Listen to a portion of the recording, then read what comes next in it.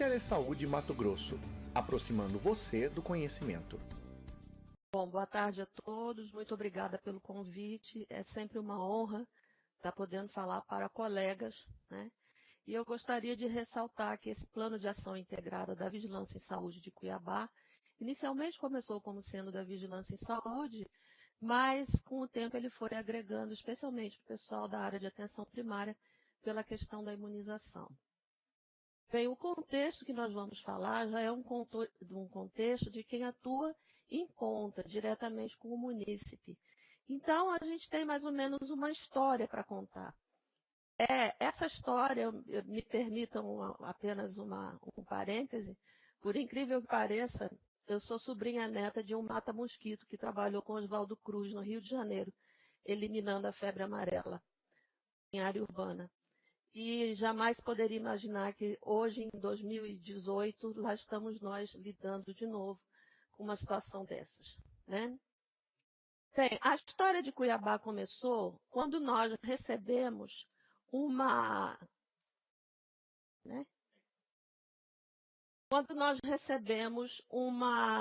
comunicado da Universidade Federal de que havia um animal que estava em propriedade deles, ou melhor, de um munícipe.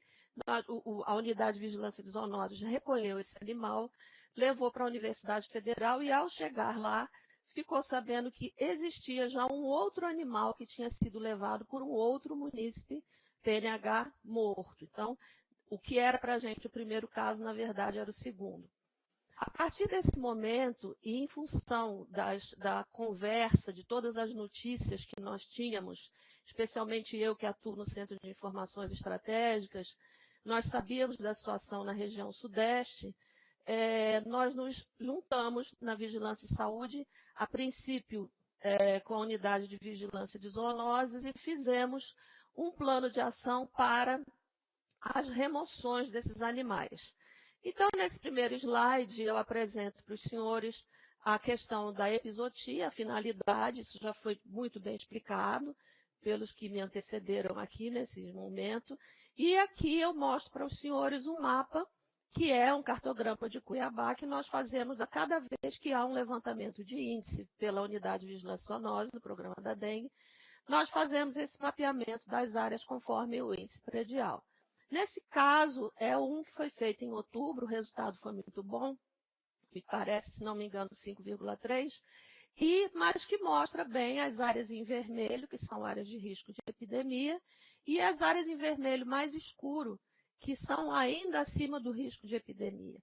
Então, nós já tínhamos em outubro essa situação e, consequentemente, o medo de urbanização da febre amarela, e principalmente por Cuiabá ter esse aspecto de muita transição, de se morar num limite que logo do lado tem uma mata e onde a gente vê primatas vivendo, circulando. É bem verdade que a cada dia menos, mas ainda há alguns.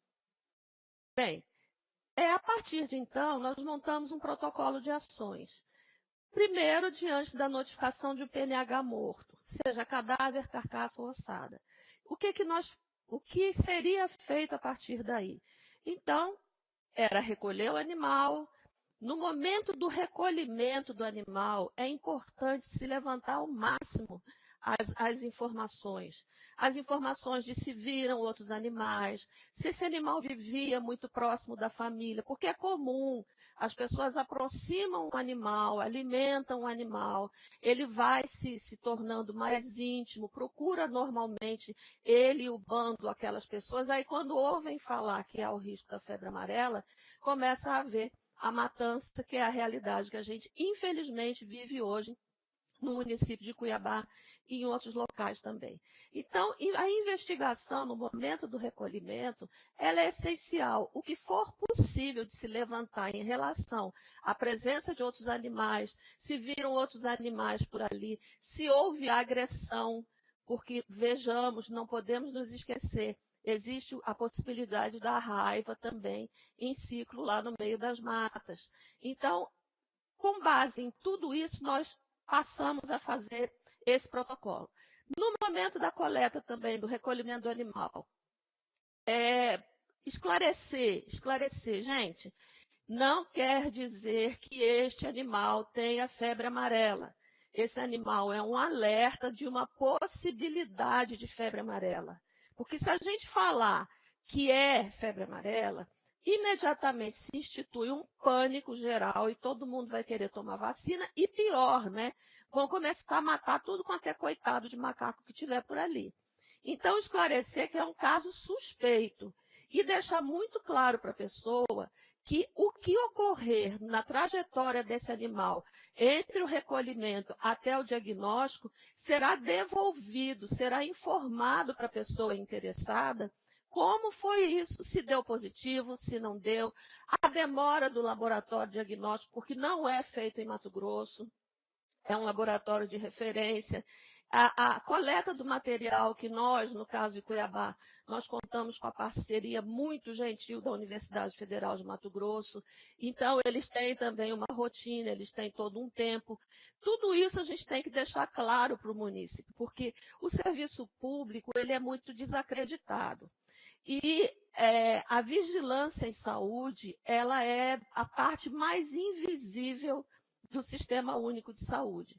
Tanto é que as pessoas dizem que não são usuárias porque não vão à unidade de saúde, quando a gente sabe que se bastou tomar uma vacina, é o usuário sim. Então, como o serviço é desacreditado, eles não vão acreditar que você está levando esse animal e que você vai dar um retorno. Então, tenha esta conversa com a pessoa e, nesse exato momento, também diga, olha, como nós estamos diante de uma possibilidade de febre amarela, por favor, vão à unidade de saúde com seu cartãozinho de vacina para regularizar. Não é dizer, vai lá tomar vacina. Porque não é o caso, porque vacina já houve quem falou aqui, a gente sabe que hoje estão em investigação alguns casos de óbitos suspeitos por eventos adversos da vacina da febre amarela, 3 confirmados. Bem, feito todo esse trabalho de recolhimento do animal e abordagem bastante tranquilizadora e orientadora da pessoa ou das pessoas que ali estão, vai, traz, pega o animal, leva para o diagnóstico, obviamente tem que ter necrópsia, para colher o material tem que ter necrópsia, e aí depois entra pelo GAL e esse animal vai para o LACEN e o LACEN dá a continuidade. Paralelamente, faz uma notificação de epizotia via SINAM. No nosso caso, essa notificação vem imediatamente para o CIEVES, que então nós alimentamos o CIEVES estadual, e na época, no início, era o COIS, né, o Centro de Operações, e hoje em dia é o Grupo Técnico e o CIEVES Nacional. O segundo elemento da vigilância em saúde envolvido nesse processo é a vigilância epidemiológica. O que ela faz? Vai lá no local também para fazer uma busca de pessoas expostas, revisa cartões de vacina, orienta sobre a vacina. Aí, o que vocês vão falar? Podem pensar. Ah, mas quem foi lá a primeira vez já falou isso. Acontece, gente, que a gente está diante de uma situação, de uma doença muito grave. A gente sabe que a possibilidade de cura é muito baixa. E o agravamento, ele se dá de repente. A pessoa tem um período de melhora e, de repente, pode agravar.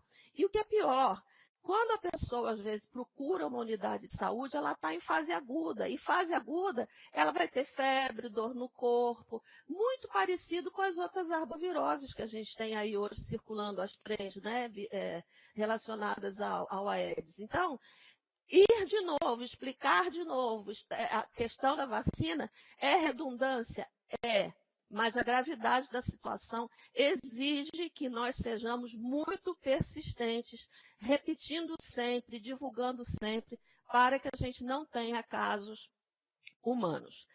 Bem, além disso, no nosso caso, imediatamente contato com o responsável técnico da área de imunização da atenção básica, também da vigilância epidemiológica para ver toda a questão do estoque de doses e a maneira de trabalhar isso, porque a gente sabe que o Brasil enfrenta um problema com imunobiológicos em geral, e as orientações sobre sinais e sintomas, quando acontecerem, procurar a unidade de saúde e pedir que o pessoal de imunização esteja ligado a nós para que a gente tenha um feedback para saber se foi para vacina, se não foi. Nisso, algumas visitas são feitas e muitos contatos também. Então, isso foi o primeiro momento em que nós nos organizamos enquanto Vigilância em Saúde para nos posicionarmos diante da ocorrência de uma notificação de um PNH de um macaco morto. A partir daí, bom, já que está morto, agora a gente tem que partir para um outro nível de trabalho, que é a vigilância da epizootia. Aconteceu de ter o animal morto ou os restos, enfim, nós já temos que trabalhar como estando diante de uma epizootia. Bom, nesse sentido, então, começou o nosso plano de ação integrada. Em que sentido? As atribuições de cada um. Em primeiro lugar, a principal porta é a Unidade de Vigilância de Zoonoses, antigo Centro de Controle de Zoonoses. O que nós definimos? Que nós faríamos um mapeamento, aí no caso, quando eu falo nós, o CIEVES também trabalhando junto com o pessoal da UVZ. Faríamos um mapeamento das áreas de risco. Que áreas são essas? As áreas verdes, que existem muitas em Cuiabá e no estado todo, com certeza, frequentadas por PNH, onde a gente sabe que tem um macaquinho lá passando e tal. Os parques ecológicos, considerando-os, categorizando-os como fontes de notificação, caso acontecesse alguma coisa, entrar em contato com a Unidade de Vigilância de Zoonoses. As áreas de transição periurbana rural, como a gente tem algumas em que começa um cinturão verde com áreas, com chácaras, ao lado de um bairro extremamente populoso, com todas as características urbanas. Nessas áreas, a busca ativa. Mais tarde a gente fala sobre isso. As áreas de proteção ambiental e ambiente urbano, que seriam também as fontes de notificação da ocorrência dentro de sua área de circunscrição, ou enfim, do seu espaço, o que ocorresse seria notificado. O zoológico da Universidade Federal, também como fonte de notificação. O IBAMA, e no caso de Cuiabá, o Sinuelo, que é um estabelecimento comercial, mas que tem lá uns macaquinhos que as pessoas costumam ir para visitar e tal, e que não deixa de ser, porque já é afastado da área urbana da cidade, na estrada, não deixa de ser uma área de risco. Além disso, definimos quais seriam outras fontes de notificação que não teriam a ver com o SUS. Quem seriam? Os hospitais veterinários, as clínicas veterinárias, as administrações dos parques ecológicos e a associação de pescadores, porque pescadores estão bem expostos ali com aquela mata ciliar ao contato caso haja circulação do vírus. Feito isso, dentro da vigilância de epizootia, o outro membro do plano integrado, a imunização. Controlar o estoque para garantir o aporte de vacinas, construir um protocolo para que houvesse um fluxo de entrega das doses e estabelecer critério de prioridade para público-alvo, porque desde o início, ainda que sem imaginar que estaríamos em Cuiabá com um número de PNHs recolhidos como hoje nós temos, que foram 35 em 2017 e agora, se não me engano, em 2018 já temos 11. Então, já naquela época, nós estávamos num segundo PNH, nós já sabíamos do problema da questão das doses de vacina. Então, era preciso se estabelecer de que maneira seria trabalhada, operacionalizada essa questão da vacina. Além disso, a parte da imunização e fazer o alerta às unidades das áreas prioritárias. Quais seriam essas áreas prioritárias? As áreas de onde nós removemos macacos em condição de suspeição de febre amarela. E o levantamento da cobertura vacinal da população dessas áreas. Bem, o outro membro aí dentro da vigilância epidemiológica era a área técnica do agravo, que é uma gerência que tem o seu profissional responsável, para fazer toda a investigação em relação às pessoas ali expostas e definir necessidade de capacitação de profissionais. Essa questão da necessidade de capacitação de profissionais, eu volto a insistir para vocês, é muito importante, porque, como eu disse ainda há pouco, o indivíduo ele vai entrar na unidade de saúde Pode, a maioria das vezes, em fase aguda, naquela em que ainda não dá muito, talvez, para desconfiar que seja febre amarela. Então, o profissional tem que estar atento para não banalizar, porque acontece muito assim, está com febre, dor no corpo, tal, é dengue, às vezes já não é, já tem um monte de opções além da dengue, e uma delas pode ser a febre amarela. Nesse momento em que nós já estávamos em vigilância de epizootia, nós juntamos ao nosso plano a atenção primária, ou atenção básica. Para quê? Para que a unidade de saúde da abrangência ou um grupo por eles instituído fizesse busca de pessoas para que atualizassem o cartão de vacinação. Por quê? Porque as pessoas que estão ali naquela área em que o animal foi recolhido, os profissionais da unidade de saúde daquela área, eles conhecem o perfil da sua área e eles são conhecidos pelos moradores também. Enquanto que os outros que já estiveram para conversar, para falar, não são. Então, aquelas pessoas das unidades de saúde, elas têm condição de chegar e dizer, olha, você aparece lá, vamos olhar seu cartão, como é que está, se precisa atualizar. Inclusive porque, em função de uma estratégia para não ter perda de dose, já que uma vez que você abre o frasco da vacina, você corre o risco de ter que descartá-lo após um determinado tempo dele aberto, essas doses são perdidas, nós não estamos em condições de passar por isso. Então, as unidades trabalham no sistema de agendamento. Elas agendam o dia que as pessoas vão para tomar a vacina, para poder ter a certeza de que não vai ter esse descarte, esse desperdício. E uma outra estratégia definida com a atenção primária seria funcionar as salas de vacina nos locais prioritários em agendamento ou não. No primeiro momento, nós definimos que seria em agendamento. Quando nós tivemos o primeiro animal positivo, aí houve uma abertura das unidades da região para poder oferecer a vacina diariamente. Além disso, a atenção primária, com a atribuição de distribuir todo o material informativo elaborado pela sala de situação, orientar as unidades de saúde quanto a casos de PNH na sua área, porque às vezes o profissional não está sabendo que tem PNH removido na sua área e ele aí passa a ter que ter um outro olhar quando ele sabe, um olhar, inclusive, que a gente pede que seja um olhar que leve também as pessoas a importância de 2 detalhes. Primeiro, não matar. Ele é o sentinela. Se a gente mata macaco, a gente está dando tiro no pé. Por quê? Porque aí a gente não vai conseguir identificar a doença enquanto circulação viral no ciclo silvestre e, ao mesmo tempo, nós vamos ter problemas de diagnóstico laboratorial, a sobrecarga de diagnóstico laboratorial. Então, é tiro no pé. Então, a gente pediu que essas unidades também façam essa orientação, que não matem, passando a orientação correta caso ocorressem os animais morrerem. Orientar as unidades de saúde para que eles, como eles são mais próximos e conhecidos da população, explicar que o macaco não transmite a doença, que é um mosquito, e que, se houver Aedes aegypti e uma pessoa doente já em área urbana, o Aedes aegypti passa a ser, mais uma vez, um perigo que não estava relacionado a 3, mas agora é relacionado a 4 agravos, nesse caso, a urbanização da febre amarela. Por isso é importante deixarmos que os macacos sejam os nossos sentinelas.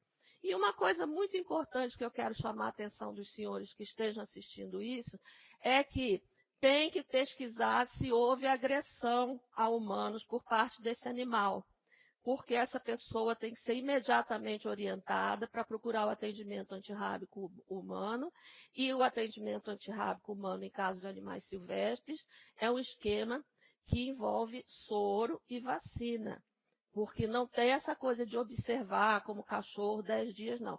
Já entra com o esquema completo. Então, tem que fazer essa orientação também. Tanto é que eu não sei se eu já falei, mas eu reforço, quando se pegar animal, PNH, macaco morto, que fizer a coleta para a febre amarela, das amostras de febre amarela, encaminhem o encéfalo para o LASA Indéia para fazer diagnóstico de raiva.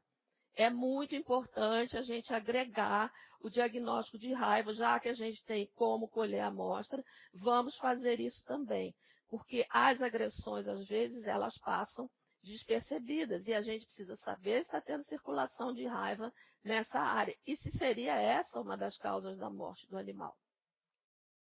E, finalmente, nesse grupo, é o Centro de Informações Estratégicas, que instituímos a sala de situação, que funciona semanalmente à tarde, recebendo e redirecionando as notificações, como já disse, para o CIEVES aqui da Secretaria Estadual e para o grupo de Brasília, elaborando informes e notas técnicas, que ao final eu vou mostrar alguns para vocês, acompanhar o desdobramento das investigações, ficar cobrando em redundância com as pessoas, com grupo de WhatsApp, com grupo de e-mail, como é que foi a situação, nos dê retorno, o que vocês acharam, teve vacinação, porque a gente tem que acompanhar essa, afinal de contas, isso chama-se vigilância, é prevenção.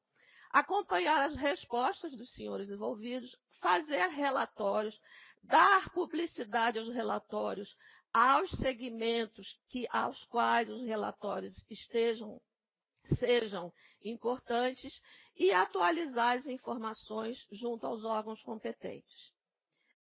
Bem, terminando o nosso plano de ação integrada, nós fizemos, então, essa matriz de atribuições, onde os contatos estão aqui apagados, mas nós colocamos cada setor envolvido, quem é ou qual é a atividade que esse setor tem que fazer, a pessoa responsável e o contato. Isso porque, quando a gente trabalha com qualquer situação de saúde pública, seja ela ainda que não declarada como emergência de saúde pública, nós temos que ter uma uniformidade de falas. Por exemplo, da sala de situação, quem fala com o público a situação geral, no caso sou eu, que sou a gestora do CIEVES. Na questão da vigilância de zoonoses, a remoção do PNH tem uma pessoa, a pesquisa entomológica tem outra pessoa. Então, essas pessoas se pronunciam, porque senão você entra no grupo de trabalho, além de ter um monte de bom dia, um monte de mensagem de evangelização, nada contra, mas a gente pactua, né? Quando a gente monta um grupo de trabalho, de WhatsApp, a gente, por favor, a gente sabe que todo mundo deseja bom dia para todo mundo, mas vamos postar somente aquilo que realmente é de interesse específico, senão você perde 20 conversas quando você chega lá, era um monte de bom dia, né? E você passa por antipática por não devolver o bom dia. Mas, enfim, vamos em frente. Então, uma pessoa se posicionando a respeito de cada coisa. Eu tenho uma dúvida a respeito da vacinação. Eu tenho a minha matriz de atribuições, eu vou entrar em contato com a pessoa e vou dizer, olha, eu preciso disso assim, assim, assim, assim. Até porque, quando vem a demanda externa de informações é aquela demanda de imprensa. A gente tem que tomar muito cuidado, porque, infelizmente, a imprensa existe, ela precisa informar, mas ela precisa vender a notícia também. E há, da parte do SUS, um descrédito muito grande, então as pessoas querem pegar a falha. Eles querem ver se não está dando certo, ou se a gente não sabe o que está falando. Então, quando a gente demonstra que sabe o que está falando, que tem um trabalho consistente, maduro e esclarecedor, a gente simplesmente põe por terra qualquer tentativa que, porventura, exista de configurar a ineficiência do sistema. Então, a gente tem que ter esse nível de organização para poder levar dessa forma uma mensagem que, inclusive, configurando a seriedade do nosso trabalho. É muito interessante quando a gente vai, às vezes, a um setor que não conhece o trabalho de vigilância em saúde, e a boa parte não conhece, e a gente mostra que a gente tem uma série de dados e mapas e gráficos, etc., as pessoas ficam admiradas. Isso é muito importante, porque isso faz com que haja uma credibilidade maior do setor. Então, nós hoje, em relação à febre amarela, nós estamos muito preocupados. A possibilidade de casos humanos aqui em Cuiabá, no estado de Mato Grosso, ela é uma grande possibilidade. Nós temos que ter muito cuidado e fazer essa vigilância de epizootias. Mas, com a seriedade que a gente faz as intervenções e as falas para divulgação e para os alertas à população, essa seriedade ela é conquistada porque a gente tem domínio, a gente sabe o que está fazendo, a gente deixa claro que sabe e mostra o resultado do nosso trabalho. Adiante, eu mostro para vocês por exemplo, uma ferramenta que o CIEVES utiliza bastante, que é a elaboração de informativos. Nós temos vários tipos de ferramentas para comunicação. Existe aquela ferramenta chamada nota técnica. A nota técnica é aquela que vai para os profissionais de saúde. Então, ela já fala sobre definição de caso suspeito, fala sobre sintomas iniciais, fala sobre fluxo de laboratório, ela fala sobre, aqui eu estou aumentando um pouquinho para vocês mais ou menos verem como é o formato, as medidas de prevenção e controle. Isso é uma nota técnica, é uma coisa que ela fica dentro do SUS. Isso não é colocado no nosso portal, isso é encaminhado, sempre que solicitado, nós já temos um grupo da sala de situação, nós encaminhamos para a área técnica do grupo de situação responsável da sala de situação, melhor dizendo, responsável por essa área de dispersão de informações, e eles têm que fazer a dispersão para as unidades de saúde.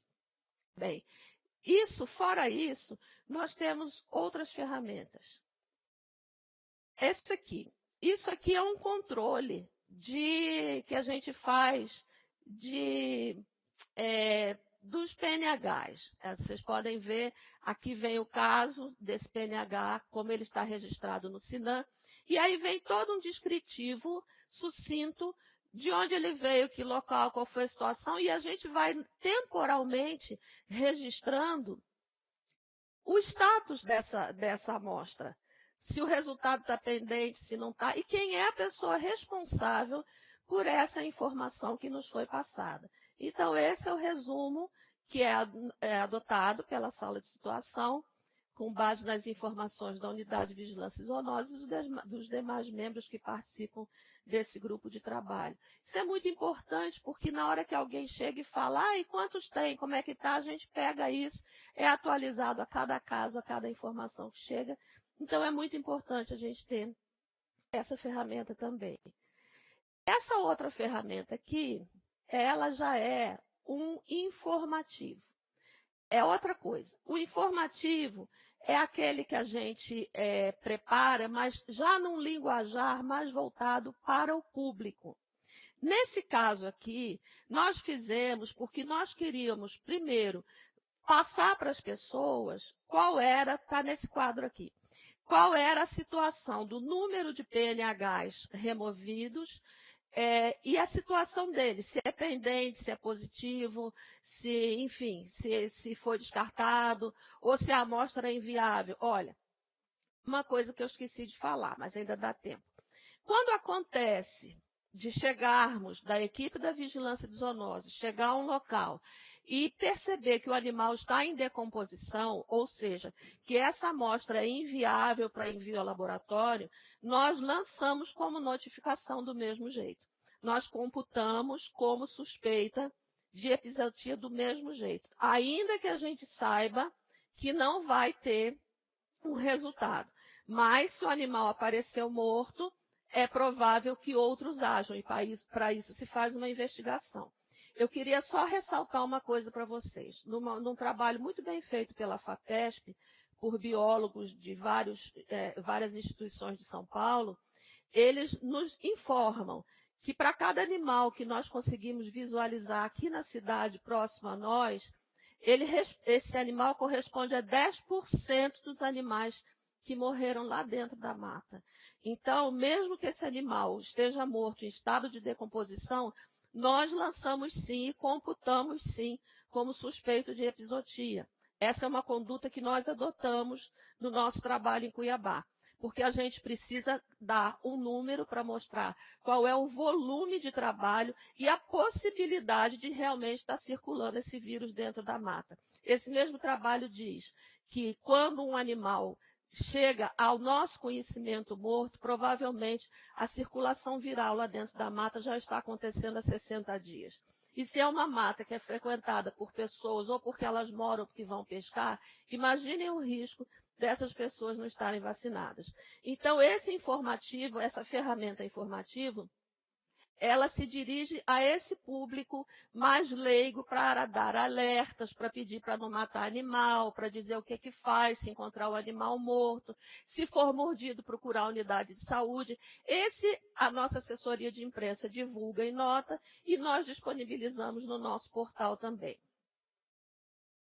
Da mesma maneira, essa aqui já é uma nota técnica mais recente, onde nós encaminhamos para as unidades de saúde cada caso de 2017, do local onde foi recolhido, a data, aqui o local, aqui a data, e na última coluna a situação. Até então, nós tínhamos 2 animais positivos em 2017. Hoje, nós sabemos que nós temos 3 animais positivos em 2017, que um dos resultados chegou agora. Infelizmente, o resultado laboratorial demora muito. Como já foi dito, esse exame vai para fora, tem muita demanda. Então, nós não podemos ficar atrelados a resultados laboratoriais. O que vai nos nortear no trabalho de vigilância é encontrar o animal morto, encaminhar para o laboratório e imediatamente tomar as atitudes referentes à prevenção, as outras buscas, ver se as pessoas estão com cartão regularizado, enfim, a divulgação, a definição quanto às doses, se vai abrir ainda com agendamento, se não, tudo isso a gente tem que fazer diante da situação do animal morto. Não é ficar esperando o resultado laboratorial. Hoje nós já temos alguns resultados, nós pedimos ajuda ao grupo de Brasília e tivemos uma boa atualização do número de resultados. Foi quando chegou para nós esse animal positivo. E para vocês terem ideia, o nosso primeiro animal positivo, esse aqui, que é numa região próxima ao bairro Pedra 90, esse animal ele é de fevereiro ou março, o resultado chegou em agosto. Então, se a gente fosse esperar resultado para fazer alguma coisa, sabe lá Deus o que já não teria acontecido. E a vigilância em saúde, estejam atentos, colegas da vigilância em saúde, estejam muito atentos. Se acontecer um caso humano de febre amarela, ele pode acontecer por diversos fatores, por atendimento mal dado, porque a pessoa procurou a vacina, não recebeu a vacina, sei lá, pode ser qualquer coisa. Podem ter certeza que a responsabilidade vai ser atribuída à vigilância em saúde. Porque os casos de dengue são assim. Morreu alguém de dengue, a vigilância em saúde é que é responsável. Então, a vigilância em saúde tem que estar atenta que, apesar de invisível, na hora que o negócio não dá certo, a visibilidade, todo mundo lembra que ela existe. Tá? Então, atuem, recolham macacos sim. É inadmissível a gente ver o que está acontecendo em outros municípios de estados que são considerados grandes referências, que têm um suporte tecnológico, um patrimônio humano de servidores muito mais qualificados, e nesses municípios estão aparecendo pessoas morrendo com febre amarela e não encontram macacos. Não é possível isso, gente. Começa a procurar macaco morto que vocês vão achar, porque assim vocês vão estar evitando que pessoas venham a morrer pela febre amarela. E mais um detalhe, há um alerta de um profissional de São Paulo, estou falando o que ele disse, e ele disse em rede nacional. Na interpretação dele, uma boa parte dos óbitos por febre amarela pode ter sido causado por um primeiro atendimento mal realizado. Então, nós, Vigilância em Saúde, somos a parte mais importante para evitar essa questão dos casos humanos. Primeiro, recolhe macaco. Seriedade nisso, gente. Segundo, imunização, sem pânico, mas precisamos divulgar a necessidade das pessoas terem o cartão de vacinação atualizado. Não é fazer campanha de vacinação. Não tem vacina para isso, não tem necessidade e pode ter evento adverso. Aqui, para mostrar para vocês que é um trabalho que a gente já tem há alguns anos, é o CIEVES que realiza, que é a espacialização dos índices de infestação predial do Aedes aegypti, e que, no caso da febre amarela, por questões óbvias, é muito importante a gente ter, porque para evitar a urbanização, né? Eu queria falar uma coisa para vocês também. Saiu uma notícia de que foi registrado o primeiro caso de febre amarela urbana no interior de São Paulo. O Ministério da Saúde pediu que a gente deixe muito claro que é precoce afirmar que o caso é urbano. Foi uma pesquisa ainda considerada superficial para se poder dizer que é caso urbano. O que não quer dizer que a gente não tenha que estar atento e trabalhar muito para eliminar a Aedes aegypti. Bom, aqui apenas uma foto do nosso dia a dia operacional. Esse é o mapa de Cuiabá. Aqui esses bichinhos são os macaquinhos que nós espacializamos dentro do mapa de Cuiabá, nos locais onde eles ocorrem. Aqui é uma tabela em que a gente, por mês, coloca, como eles recebem números de caracterização, nós colocamos em cada mês quais foram os animais que entraram. E a gente percebe, assim, um intervalo de 60 a 90 dias para ter um novo ciclo de aumento de casos. Isso sem pensar que cada vez que falam que tem alguma coisa em São Paulo, o pessoal começa a matar macaco aqui, porque maldade é o que não falta nesse povo, né?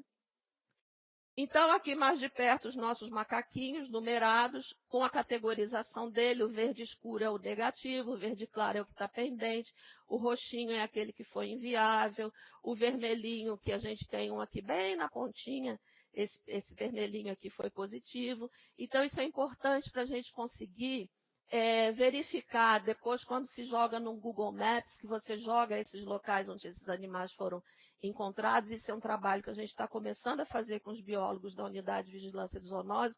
A gente está tentar estabelecer os corredores ecológicos que, porventura, façam com que esses animais estejam circulando e, consequentemente, o vírus também. Finalmente, eu deixo aqui alguns links de interesse para vocês. Eu acho que a gente de vigilância em saúde sempre tem que ser muito estudioso. Se não gosta de estudar, muda de área, tá? Porque a gente tem que estudar na vigilância em saúde. Então, existe um filminho, existe um trabalho. Aqui o trabalho que nós fizemos em Cuiabá para combater a matança dos macacos, outros, enfim, que a gente tem visto, foram imagens capturadas no Google, tá? Sendo que essa aqui é de Cuiabá. E apenas algumas reflexões. Como que está o tempo? Está bem? Eu estou falando do tempo aqui, porque quem me conhece sabe que eu falo muito, né? Então, gente, é o seguinte. O que adianta eu vir aqui falar para vocês de um plano de ação integrado de Cuiabá, que as pessoas às vezes vão dizer assim, mas Cuiabá é a capital, é mais fácil. Não é, né? Mas acontece que você tem uma cidade gigantesca, com um crescimento desordenado, que a cada dia desmata mais, a cada dia expulsa mais os macacos e, consequentemente, o vetor para dentro da casa da gente. Então, não é fácil. Primeiro, lá no iniciozinho, quando eu falei, vamos conversar com os órgãos, lembra aqueles órgãos todos oficiais que nós falamos? Pois bem, a Unidade de Vigilância Zoonose fez ofícios, fomos em alguns deles conversar pessoalmente. Posso contar um segredo para vocês? Não adiantou quase nada. Ninguém fez nada, ninguém notifica nada, a gente fica sabendo mesmo porque o animal chega lá na UFMT, a população tem uma grande referência com o UFMT, entrega o animal, às vezes não dá nome, às vezes mal consegue descobrir qual é o bairro, e aí por isso a gente precisa ter uma vigilância ativa, porque os órgãos oficiais mesmo receberam os ofícios, mas infelizmente é uma reflexão, é um aprendizado, né? Não deve fazer? Não, faz, tem que fazer. Mas a resposta não sei se é tão... Tomara que vocês tenham mais sucesso se resolverem fazer. Outra coisa, cada vez que acontecer coisa num grande centro como São Paulo, a repercussão na gente vai ser grande. Fato é que o número de animais mortos, cruelmente mortos, de dezembro para cá, é uma coisa assustadora. Ontem entrou mais um PNH pela vigilância de zoonose, ele tinha fratura de pelve, de membros, ou seja, ele foi morto a pauladas, a pedradas, não sei. Ele foi cruelmente morto. Isso é a repercussão daqueles casos que são noticiados num grande centro, por uma grande rede de TV, que tem a obrigação de noticiar, obviamente, mas aí repercute na gente. E assim, é muito comum que as pessoas aproximem o animal. Aí o animal já está acostumado, aí ele vai e mata, né? Isso é o ser humano. A questão da demora nos resultados laboratoriais, nós pedimos ajuda, mas a gente compreende que existe uma série de limitações, por isso, volto a alertar, vamos trabalhar com a morte do animal e as ações daí decorrentes. A necessidade de manter a tranquilidade da população. Quando for dar uma notícia para a população, escolhe uma pessoa que sabe falar. Uma pessoa que sabe do que se trata, que sabe como é que está o trabalho e que sabe falar para passar a transmitir segurança. Porque se tiver pânico por vacina, primeira coisa, não vai ter vacina. No Brasil diz que tem e tal, mas essa conversa aí não está muito... está difícil. E também para que não haja a mortalidade, né, o assassinato cruel desses animais. E saibam, isso é crime ambiental, viu? É crime ambiental, vocês podem denunciar porque a pena é complicada. Uma coisa que eu esqueci, mas dá tempo de falar. Se o animal estiver doente, quem tem que pegar esse animal é o órgão de meio ambiente, tá? Não é a saúde. Porque se ele estiver doente, mas estiver vivo, a saúde não pode assumir a tutela desse animal. Nós podemos recolher o animal morto. O animal vivo é polícia ambiental, é IBAMA, enfim, o órgão que tiver a Secretaria do Meio Ambiente, eles têm que se virar para fazer isso, ok? E, mais uma vez, insisto que se houver algum erro, alguma coisa relacionada a vítimas humanas, pode ter certeza que vai cair no colo da vigilância em saúde, né? Estou chegando no final.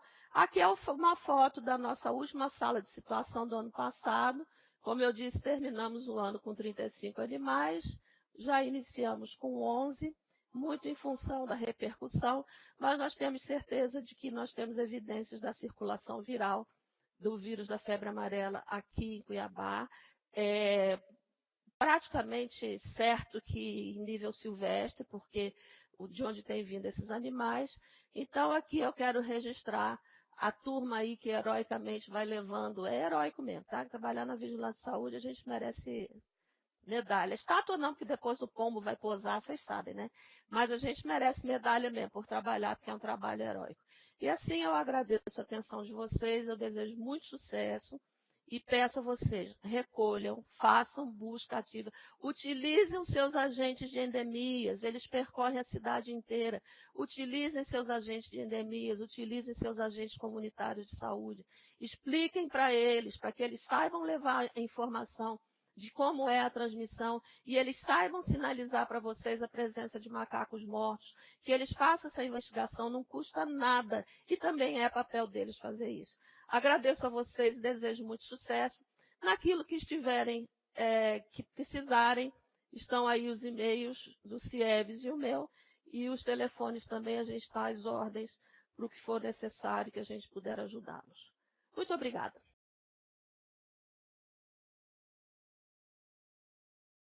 Febre amarela, nós temos que pensar porque uma doença de 3.000 anos chegou até nós, né?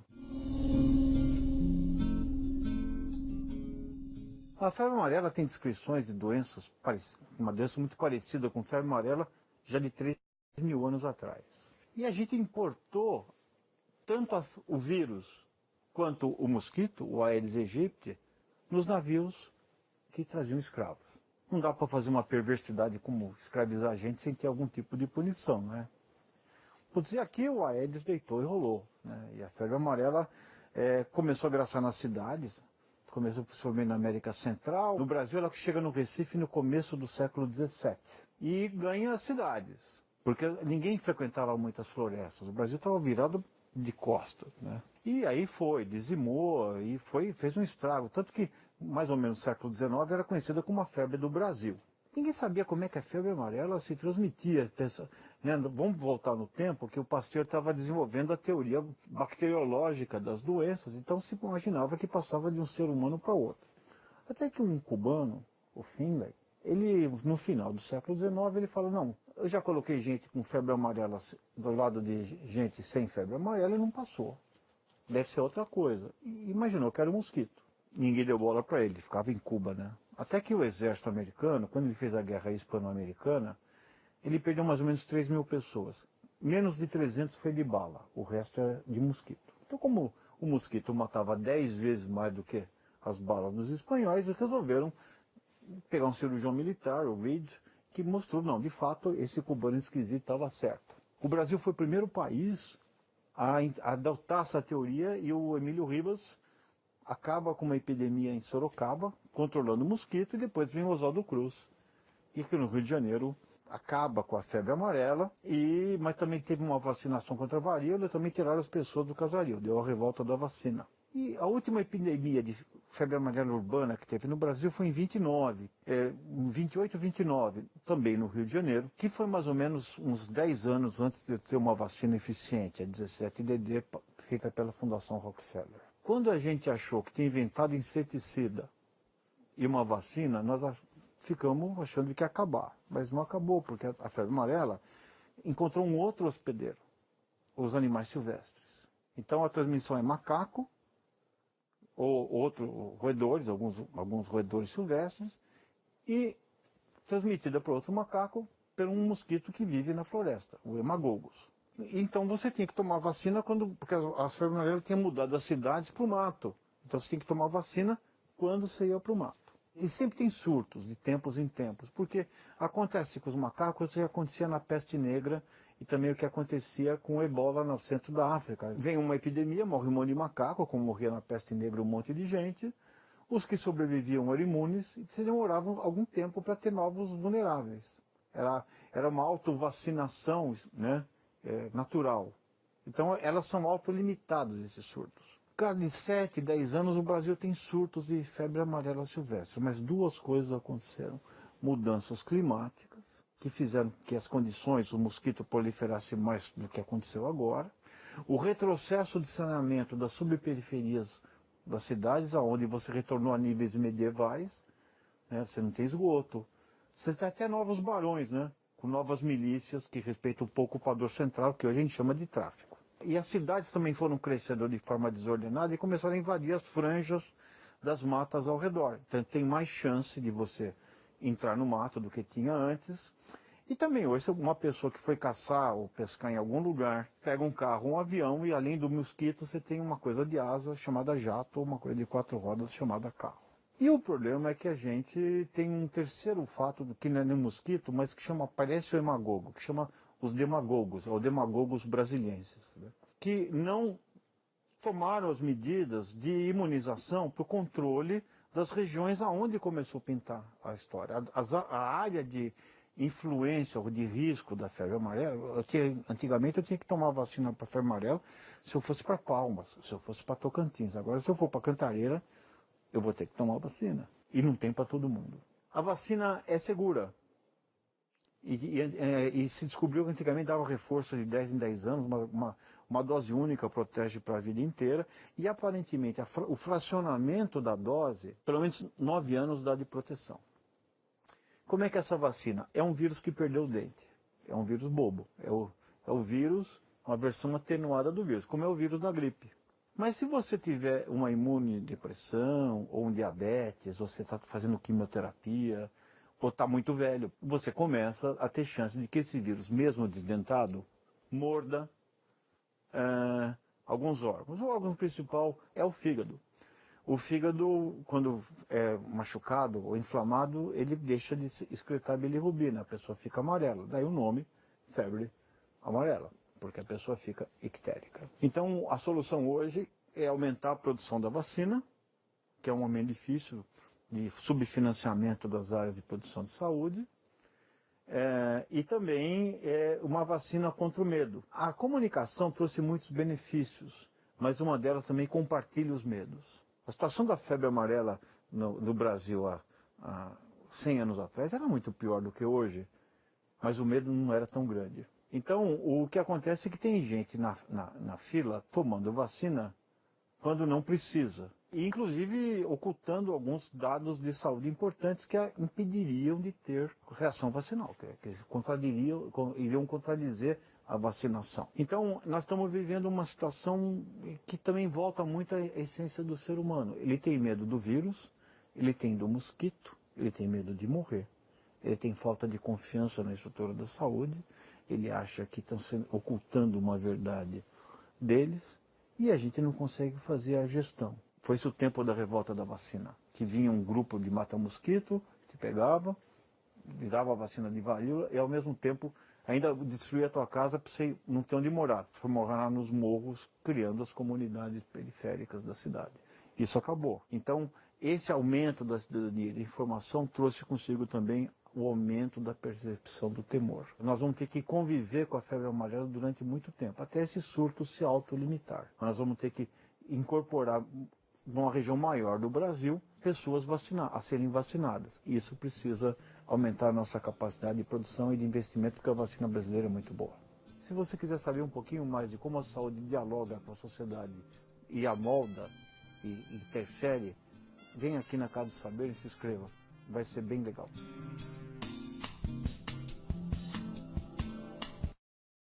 Esse vídeo ele é um vídeo assim bem esclarecedor com relação ao contexto histórico e algumas críticas que a gente realmente tem que ter à situação que nós chegamos até hoje na saúde, né? De vivermos essa situação de falta de vacina, de esse retrocesso, né? Pela nossa falta de política de ocupação urbana. E eu queria fazer um comentário a mais para os colegas com relação ao descrédito que a gente tem enfrentado. Nós fazemos a sala de situação e os profissionais das unidades de saúde estão tendo uma certa dificuldade em dizer para as pessoas que uma dose é suficiente e tal. E as pessoas meio que estão entendendo que isso foi uma atitude tomada agora só porque vai faltar vacina e que não existe assim algum fundamento, enfim, as pessoas não se sentem convencidas, afinal de contas, hoje em dia no Brasil há um grande descrédito em relação a várias coisas, né? Mas, lendo um artigo também de pesquisadores reputados, eu fiquei sabendo, não sabia, que a estratégia de utilização de apenas uma dose, ela já foi recomendada pela Organização Mundial da Saúde em 2013. Né? O Brasil é que não optou por fazer esse esquema. Então, as pessoas podem ter segurança e aquele profissional que estiver ouvindo e que tiver que se defrontar, ou mesmo se estiver inseguro em relação a si mesmo, não, essa segurança de uma dose ela já existe há muito tempo. Foi uma opção do Brasil que, infelizmente, não adotou. Hoje a gente diz infelizmente, não adotou essa opção, e aí agora tem a situação do fracionamento de doses e tal. Mas que acostumem-se a tranquilizar as pessoas. Por favor, atenção com o macaco. Muita atenção com o macaco. Ok. Então, mãe, eu vou te fazer uma pergunta que chegou da equipe da Vigilância Ambiental lá do escritório, né, de Barra do Garças, e eles questionam o seguinte: quanto à coleta do PNH morto, somente o médico veterinário pode coletar? Isso é procedimento exclusivo de médico veterinário. Porque ele faz, obviamente, para fazer a coleta, ele tem que fazer uma necrópsia, e numa necrópsia são observados aspectos macroscópicos e microscópicos do espécime que está sendo submetido ao procedimento, e isso é exclusivo do médico veterinário. Ok. Bom, essa foi a questão que chegou. Nós estamos finalizando, então, a nossa web de hoje. Eu gostaria de agradecer a sua presença mais uma vez. Eu agradeço muito, eu estou lendo na tela aqui os colegas que mandaram mensagem de incentivo, muito obrigada. A gente precisa de incentivo mesmo para persistir nessa história toda. E então, ou todo mundo entendeu tudo, ou todo mundo não entendeu nada. Mas, se houver qualquer necessidade, saibam, eu sou servidora do Estado também, estou atuando no município, mas se houver qualquer necessidade que a gente possa ajudar, orientar, a única coisa que eu esqueci de falar e preciso deixar claro, o município de Cuiabá não vai assumir a responsabilidade sobre nenhum animal que venha de outro município para fazer necrópsia na UFMT. No nosso GAL só vai entrar animal procedente de Cuiabá. Isso é uma regra que não há por que a gente entrar em detalhes, porque tem que ter a procedência correta para que desencadeiem as ações, mas não sei o que está acontecendo, qual é a estrutura do Estado para conseguir trabalhar com esses PNHs mortos. Alguma coisa tem que ser feita para que isso seja viabilizado, mas que fique claro, nós só vamos trabalhar realmente com os animais procedentes de Cuiabá, porque é a nossa área de abrangência. Os demais, por gentileza, articulem-se para conseguir fazer a sua vigilância com os primatas, porque ela é a base do sucesso desse trabalho.